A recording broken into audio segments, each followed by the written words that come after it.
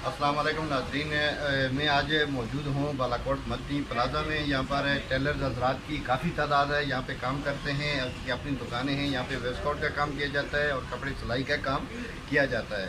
तो अभी थोड़ी देर पहले चक्कर लगाया तो यहाँ पे बिजली बंद थी, सब दुकानों से बाहर बैठे हुए थे। और आज कुछ गर्मी भी ज़्यादा है, लेकिन गर्मी के अलावा भी ये जो काम है ये बिजली से ही चलता है। अगर बिजली बंद हो तो इनका काम बिल्कुल बंद हो जाता है और इनके ग्राहकों के दरमियान हमेशा कशीदगी रहती है, इस वजह से कि टाइम पर काम तैयार नहीं होता। तो पूछते हैं कि क्या इनका काम कैसे चल रहा है।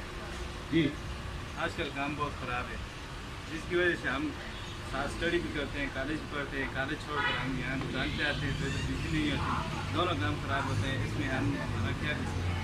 अगर हम कॉलेज से भी नहीं करते हैं, इधर से भी नहीं करते हैं, तो फिर तो हमारा फ्यूचर तबाह हो गया। अगर हम इधर बाकी वाले थोड़ा सा हमारे साथ गुजारा करें तो आज आज ये बिजली की सूरत हाल है कि ज़्यादातर यही होता है। नहीं, तकरीबन जब से पीटीआई की हुकूमत है तो उसके बाद लग गए इसका बिजली के निजाम और भी महंगाई तो आपके सामने।